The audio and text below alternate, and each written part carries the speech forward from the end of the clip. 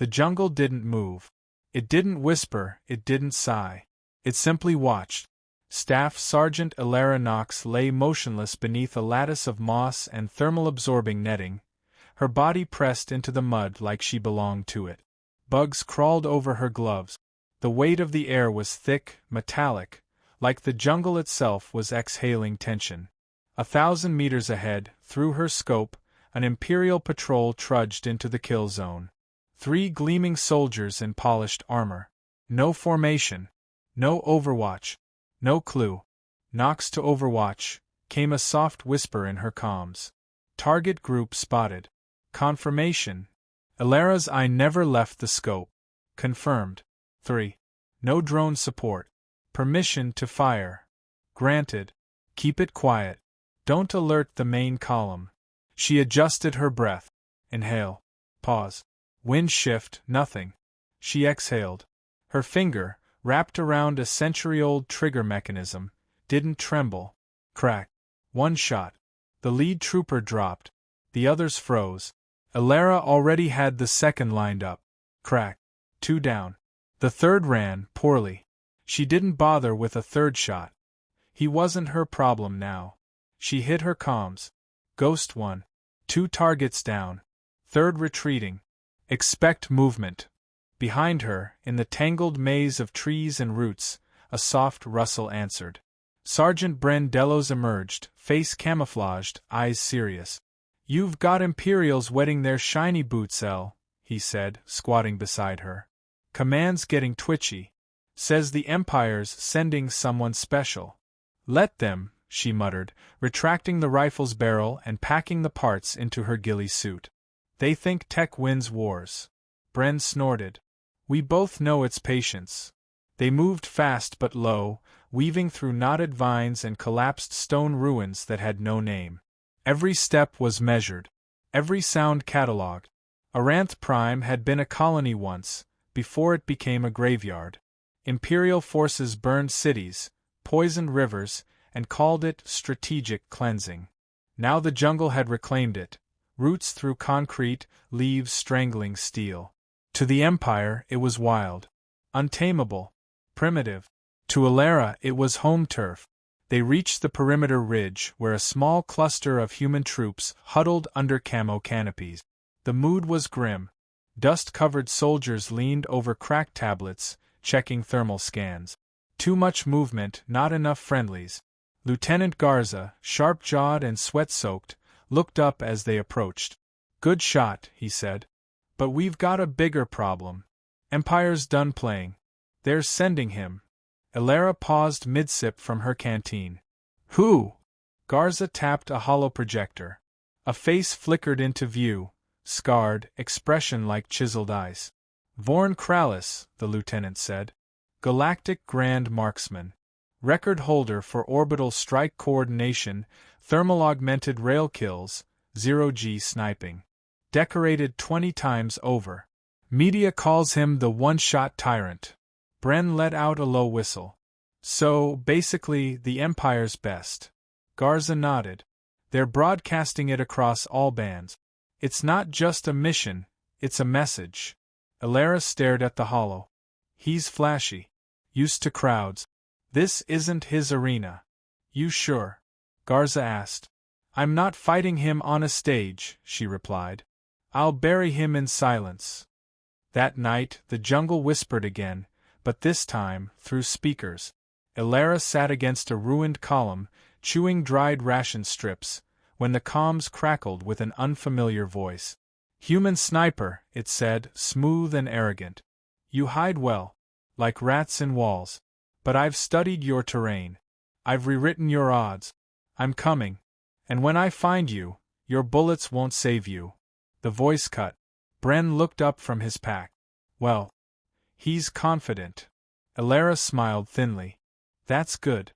Pride cast shadows. The next morning, Elara was already gone before the camp stirred.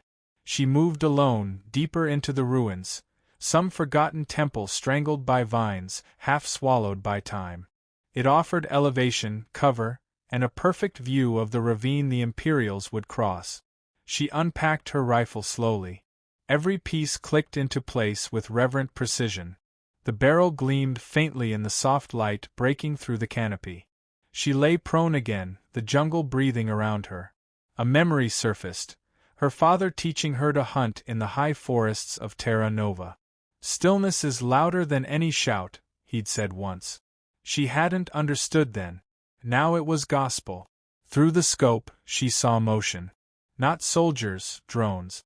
Sleek, angular things humming low over the ravine. Scanning. Thermal. UV. Biofeedback. She waited. One passed directly overhead. No alarm. She exhaled slowly. "Still invisible," she muttered. Then she saw them. 5 Imperials in staggered formation. Advanced units. Different armor. Cleaner. Faster. One of them turned and scanned the ridge. He paused. Elara didn't move. Seconds passed. He kept walking. She didn't fire. Sometimes the kill wasn't worth the echo.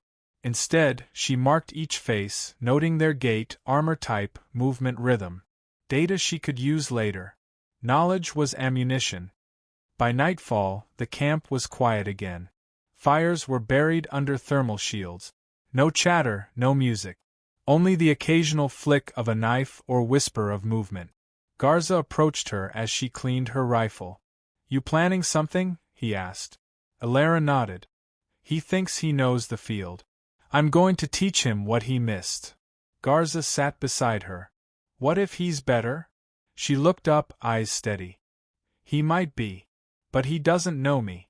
Not yet." Far away, in a pristine Imperial Command shuttle descending through Arantha's atmosphere, Vorn Kralis adjusted the scope on his rail lance. A grin played across his lips. "They still use bullets," he chuckled to himself. "This will be over by morning."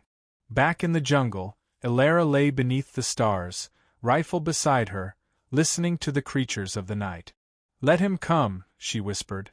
Vorn Kralis stepped off the shuttle with the air of a man already victorious. His armor, dark as obsidian, absorbed the jungle sunlight. No crest, no unit badge, just a matte black finish, laced with smart fiber musculature and adaptive plating.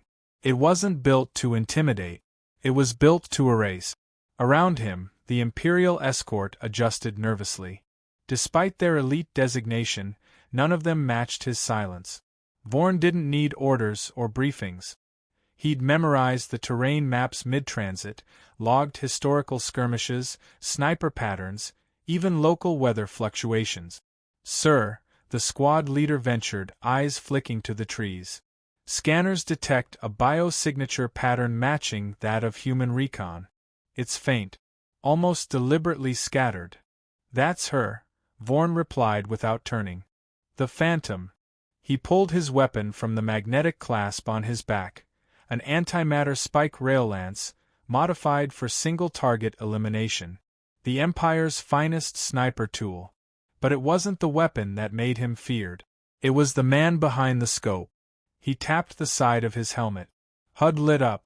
A shifting terrain grid overlaid his vision. He disabled half the filters.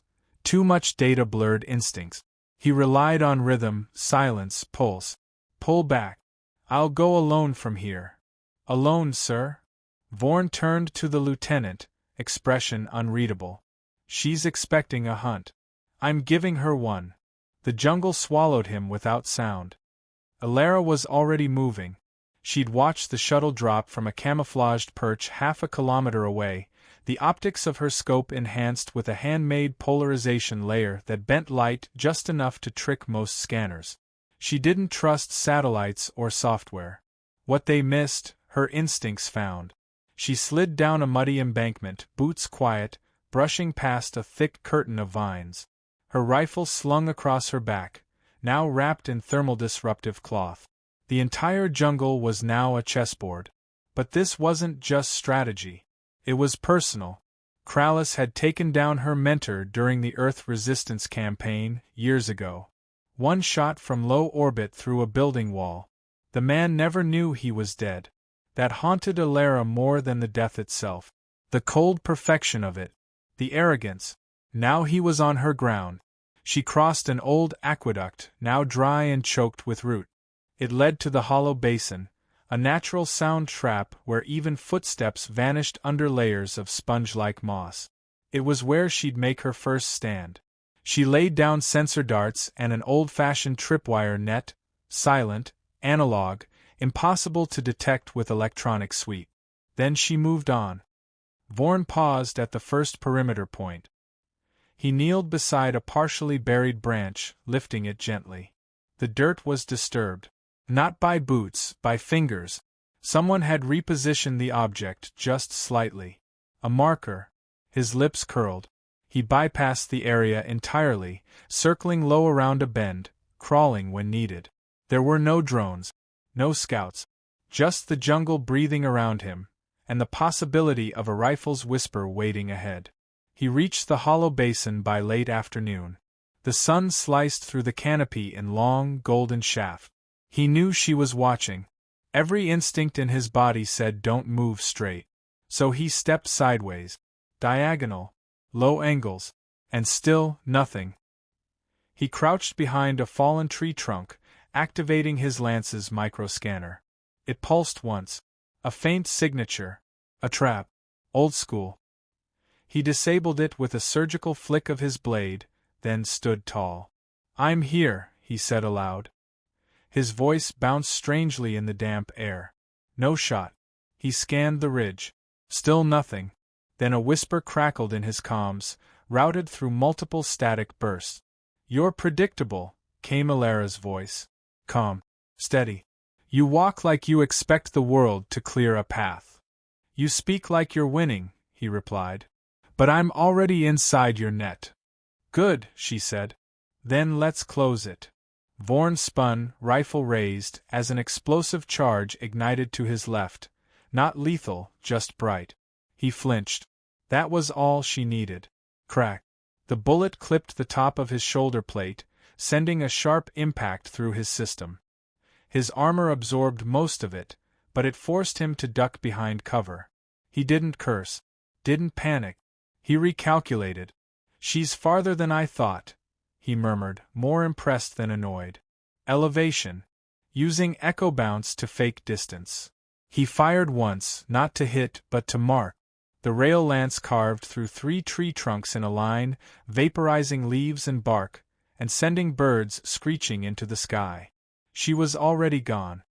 He moved, fast now, ignoring the sensors she placed earlier. He wanted her to see him coming. Wanted her to know he wasn't another scout or officer. He was the apex. Alara crouched on a high bluff, watching the trail below, eyes narrowing. He hadn't taken the bait completely, but he'd reacted just enough. He'd read the terrain differently than most. Faster. Smarter. Too smart for distractions now. She radioed Bren. "Code Black. Confirm Kralis is isolated. I'm moving to Tier 3. "Copy," came the reply. "Confirming thermal scans, yeah, he's solo. Main unit staying clear. It's just you and the marksman now." She didn't answer. She was already moving. Tier 3 was a cliffside overlook shadowed by petrified trees. Visibility extended in staggered slices, perfect for optical distortion. Not even Kralis's HUD could track clearly here.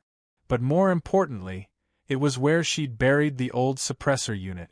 She reached the spot, unearthed the device, and clipped it to her barrel. No more sound trails.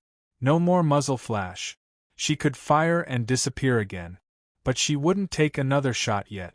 Not until he made a mistake. She laid down and watched.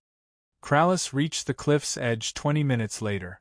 He could feel her presence. Not in sight, yet present. Like a ghost just out of reach. He stepped carefully onto the slick stone, watching the canopy above. Nothing.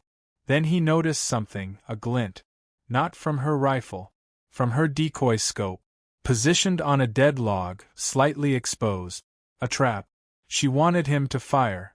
Instead, he grinned. "Very clever," he muttered. He backed away, just enough. Then he activated a spike drone and launched it skyward. It hovered silently at treetop level, scanning with passive UV light. 3 seconds later, it pinged. Not the decoy. Another heat bloom. Subtle. Low. Stationary. Her. Kralis swung his rifle up in one smooth motion and fired. The rail lance screeched through the air.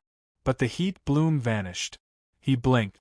The scanner had locked onto a reflective decoy pad, coated in heat-absorbent gel to mimic a human thermal signature. As the wind shifted, the pad fell sideways, useless. Crack. His shoulder exploded in pain. This time, she didn't graze him. She marked him. Vorn's breath hissed through the comms. Pain seared across his chest where the bullet had found its mark, tearing through his armor's shielding with pinpoint precision. But it wasn't just the pain that stung, it was the certainty that Alara had him now. She's playing the long game, he thought, the realization tightening around his gut like a vice.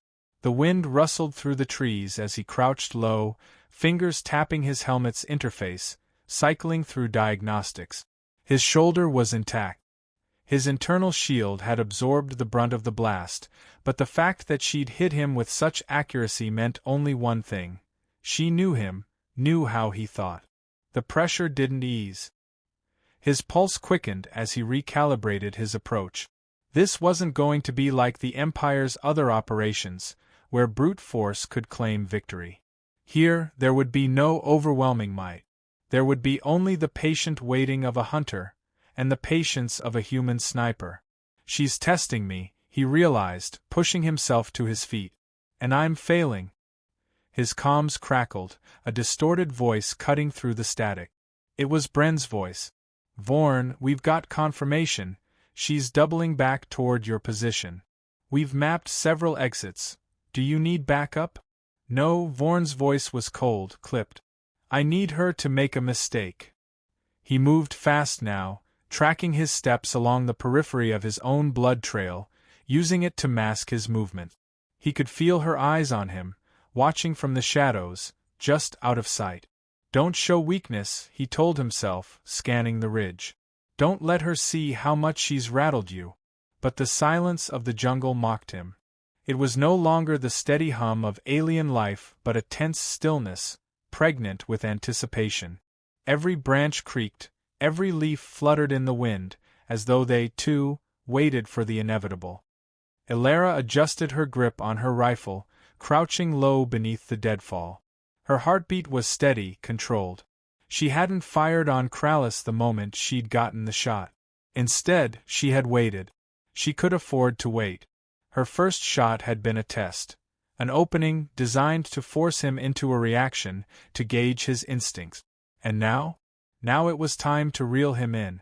Her scope's crosshairs rested gently on the spot where Kralis had moved, but she didn't fire. Not yet. He's bleeding, she thought, tracking his movement. He knows he's not invincible. She shifted positions, rolling silently to the next ridge. The jungle here was thick with the smell of damp earth and decaying wood. Her boots barely made a sound as she ascended, the trees blocking most of the ambient light, casting everything in a wash of shadow. Perfect for a sniper. It wasn't about brute strength. It was about grace. The kind only humans could perfect in the wild. She could feel Kralis pushing forward, his armor a dark shape against the foliage. He had yet to fire, not even once, since her last shot. He's calculating, she realized. Still trying to figure me out. He wasn't going to make it easy. And she wouldn't make it fast. Her every movement had to be deliberate. She was patient. She would wait for the perfect moment. Vorn moved into a slight clearing. His scanner pinged softly, his senses were heightened. But the faint, recurring pattern of movement to his left told him he was close. He was right on top of her. The click of a gun's safety echoed across the clearing, soft but unmistakable. His head jerked in the direction of the sound, and in that instant, he knew. She was close, too close. Without hesitation, he dropped into a prone position, his rifle snapping to his shoulder as he scanned the shadows. But there was nothing. Then, the ground trembled beneath him. A low, guttural growl rumbled from the underbrush. He knew what it was before the first blur of motion registered in his peripheral vision. A massive alien beast, covered in thick gray fur and sporting 4 pairs of glowing red eyes, burst through the trees. It charged, its claws raking the air as it barreled toward him. "Damn it," Vorn muttered, rolling aside as the creature slammed into the ground where he had been moments before. His heart slammed into his ribcage, but his instincts kicked in before his mind could catch up. He lifted his rifle, aiming directly at the beast's throat. Bam! The shot hit its mark, the rail lance spike slamming into the creature's neck with a sickening crack. The beast collapsed instantly, twitching as it bled out. Vorn didn't pause to savor the victory. He was already moving, calculating. The sounds of the creature's death had left the air unnaturally still, and the silence that followed told him something was wrong. She's watching. He was sure of it now. Elara had used the creature to mask her presence, distract him. But she couldn't mask her own breath forever. "Nice try," Vorn muttered, staying low and moving behind the nearest cover. His fingers worked over the rifle's trigger, adjusting the settings for a suppressed shot. His time was running out. He could feel the pressure building. The scent of his own blood was thick in the air now. He was wounded. He was vulnerable. The thing he'd underestimated wasn't her marksmanship. It wasn't her cunning. It was her resolve. Humans didn't give up. They didn't break under pressure. She could match him in every move. He waited, breath slow, eyes narrow. And then, there, across the ridge, just a slight glint of sunlight reflected off her scope. "Got you."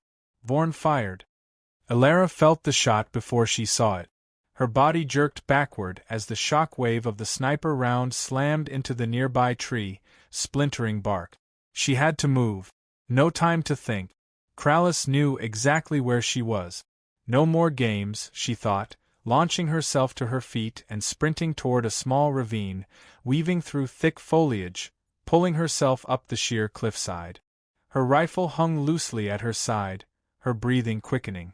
She heard him move, his boots crashing behind her, the sound of his weight pressing through the underbrush. He was close. Elara's pulse raced, but her mind remained clear. She was running out of time. Her hands gripped the cliff's edge, pulling her higher. The higher she went, the more she could see. And as she climbed, she realized just how well Kralis had anticipated her every move. But she wasn't done yet. She wasn't finished. Not by a long shot. Elara's grip on the edge of the cliff tightened as her body strained to pull itself higher. Her breath came in shallow bursts, her muscles protesting the strain, but the voice in her head, louder than the burn of her limbs, urged her forward. "Stay calm. Stay focused.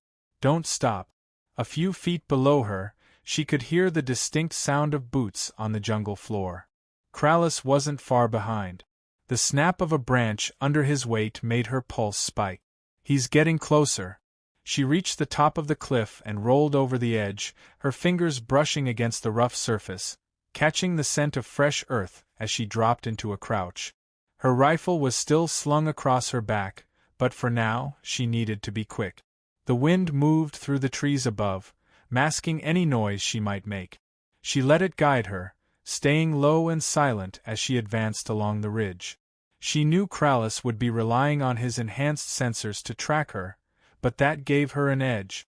She wasn't going to give him the luxury of her scent or an obvious position. No, this was going to be a battle of wits, and Elara was well versed in playing the long game. The jungle around her hummed with life, but the echoes of her pursuit lingered in her mind. She could feel the weight of Kralis's presence, like a shadow creeping closer. She had to move before he found her position. Think.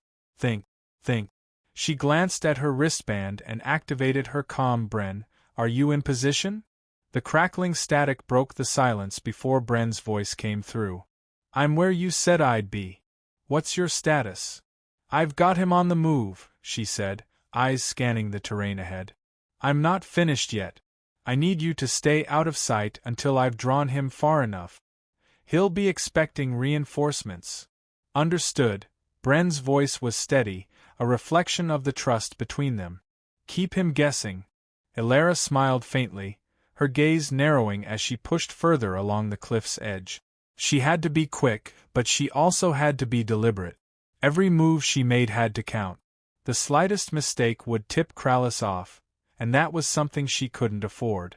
Her feet found purchase on the uneven ground, and she moved faster now, her muscles a fluid motion of practiced efficiency. She could feel the tension in the air, the kind that came just before a storm. Kralis was close, but he didn't know the jungle like she did. He would come for her. She knew that much. Kralis was a hunter at heart, and as he moved through the dense underbrush, his mind didn't focus on the physical discomfort that gnawed at him. No. His senses were keyed into the environment around him, every shift in the foliage, every subtle sound, every rustle in the air.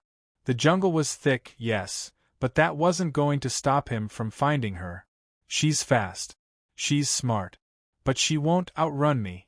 The thought came with a grim determination. He could almost hear her in the back of his mind, her footsteps barely audible, her breathing rhythmic but uneven, betraying her location ever so slightly. She had a fear of being found, he could feel it. He knew that somewhere, within her calculated mind, was a crack, a weakness he could exploit. He advanced, silent as a shadow, waiting for any sign of movement. But there was nothing. His scanner buzzed, sending back only a few blips of what could be distant lifeforms. The predator in him was frustrated. She had to be close, but she wasn't giving him the advantage he needed. With each step, he felt the weight of the moment press down on him. He couldn't afford to underestimate her. Not after everything. He was a marksman, he'd been trained to hunt, to predict. And yet, Elara was elusive, her presence like a whisper in the wind. She had vanished into the jungle, a ghost. Damn it, Kralis muttered under his breath, shaking his head. She's too good. But there was one thing he knew about humans. They never gave up, and they always had a trick up their sleeve. So where was hers? The crackle of a branch to his right alerted him. He snapped his rifle up, eyes scanning the dense thicket. Nothing. But the sound had been too close, too deliberate. She's here. Kralis moved forward, his steps measured but fast. His instincts screamed that he was on the right path. The jungle seemed to close in around him, thickening with every step, the air dense with tension. A single crack of a twig sent his pulse racing, and he whipped his rifle toward the sound. Nothing. His heart hammered in his chest. He had to act fast. Elara was clever, but even she couldn't keep playing this game forever. He was the one with the advantage, with the experience. She couldn't win this fight, not if he kept his head. I will find you. Elara heard the snap of a twig beneath Kralis's boots and froze. She had miscalculated. She wasn't far enough ahead. No time to go back now. Her instincts flared. She pivoted, dropping to a crouch, and slid between the rocks that jutted from the cliffside. She glanced quickly at her wristband. The wind was moving to her left, perfect for a shot. If she could just... There. Kralis was just ahead, moving too confidently, expecting the kill. He hadn't learned from his first mistake. He hadn't learned that she was always one step ahead. Her finger tightened on the trigger, but she hesitated. Her breath caught. This was it, the moment. She had to make it count. She could hear his heartbeat, steady, powerful, just like hers. She would make the shot. She had to. But the wind shifted. Her cover was blown. Kralis's head snapped in her direction. His eyes locked onto her position. Now, Elara whispered and fired. The shot was a blur, a second in time. But for Kralis, it was an eternity. The jungle seemed to hold its breath. Elara's heart pounded in her chest, her muscles coiled with tension as she listened for any sign of movement. She couldn't afford to let her guard down, not even for a second. She'd taken her shot. The rifle had recoiled in her arms, sending the bullet hurtling toward Kralis, but she couldn't yet gauge whether the hit had been fatal. It was a perfect shot, or so she hoped. The outcome now depended on Kralis's speed and his ability to react. She stayed crouched, her eyes narrowed and scanning, her body still tense with the sharp awareness of the jungle around her. Every shadow, every rustle in the leaves felt like a potential threat. Kralis was a trained predator, and she knew he wouldn't go down easily. If he'd managed to dodge the shot, or worse, if he'd seen it coming, he'd be just as dangerous now as he was before. Her wristband buzzed again. She didn't need to look down at it. She knew what it was, Bren. Her fingers hovered over the comm switch, but she hesitated. Don't break cover. She reminded herself. He could still be alive. He could be preparing to strike back. Her mind raced through every possible scenario. What if he'd used the distraction of the shot to close in on her position? What if he was lying in wait for her to make a mistake? Kralis was relentless. If he wasn't dead, he would be out there, hunting her, just as she was hunting him. The breeze shifted slightly, sending a shiver down her spine. For a moment, everything seemed still. Too still. He's waiting, she thought. Waiting for me to make a move. She stayed silent, listening. Her pulse was the only sound in her ears, a drumbeat that matched the rhythm of her breathing. Seconds stretched into minutes. Suddenly, the sound of movement came from her left. A rustle in the thick underbrush. Ilara's eyes snapped to the noise, her grip on the rifle tightening instinctively. There it was again, the subtle shift of leaves, a shift in weight, the snap of a twig. No way. Her mind whispered. He's still alive? Her heart sank as the figure of Kralis emerged from the foliage, but something wasn't right. His movements were jerky, his posture hunched. His right arm hung limp at his side, a stain of crimson creeping across his chest. But his eyes, those cold, unblinking eyes, locked onto hers with a ferocity that sent a chill through her bones. Ilara, he rasped, his voice hoarse. You missed. She didn't move. Her breath caught in her throat, disbelief mingling with the cold certainty of reality. He wasn't dead. Not yet. You should have stayed out of my sight, Kralis continued, his lips curling into a bloody grin. But you made the mistake of thinking one shot would stop me. Ilara's fingers tightened on her rifle. This wasn't supposed to happen. She had been sure. The shot had been perfect.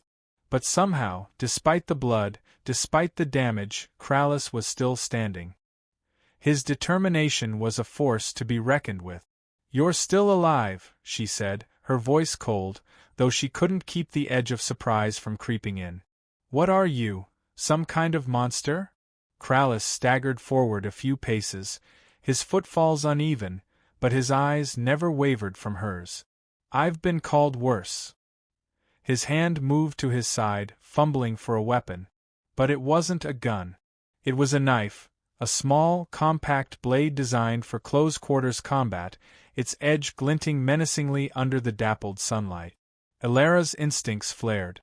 She couldn't let him get any closer. She couldn't let him. Before she could react, Kralis lunged. The world seemed to slow. Ilara's body responded with the precision drilled into her over years of training. She dove to the side, rolling to avoid the strike. Her rifle was still clutched in her hand, but in the chaos of the moment, she couldn't afford to aim it properly. She had to focus on keeping her distance. Kralis hissed in pain as his weight shifted awkwardly, the wound in his chest clearly taking a toll. But that didn't stop him. The rage in his eyes only intensified. With a speed that belied his injuries, he lunged again, this time aiming for her midsection.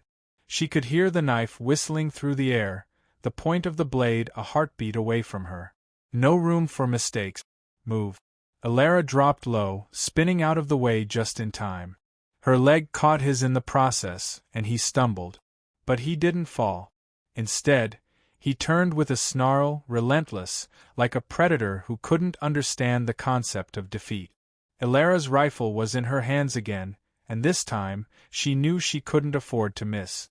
She raised it, lining up the sights on Kralis's chest, just above the wound she had inflicted earlier. Her breath slowed as she focused. There was no hesitation. She couldn't allow herself that luxury. The shot rang out, the sound sharp in the thick, humid air. Kralis's eyes widened. His body jerked, the force of the bullet ripping through his chest. His knife fell to the ground with a soft thud as his body crumpled, collapsing in a heap on the jungle floor. Elara didn't take her eyes off him. She kept the rifle raised, ready for anything. But Kralis didn't move. Not this time. Her chest heaved, and the adrenaline began to drain from her limbs. Her body trembled, but she remained standing, watching. She had done it. She had finished the job. The hunt was over. Bren, she whispered into the calm, her voice hoarse. It's done. I've taken him down. For a moment, the only sound that met her was the distant hum of the jungle, the unrelenting call of the wild, indifferent to the violence that had just unfolded. And then Bren's voice came through, clear and steady. You did well, Elara. We'll be out of here soon. It's over. Elara's knees buckled, and she sank to the ground, her rifle still held tightly in her hands. The jungle around her was quiet, but the weight of the battle, the tension, the bloodshed, it was all fading. She had survived. She had won. And in the end, that was all that mattered.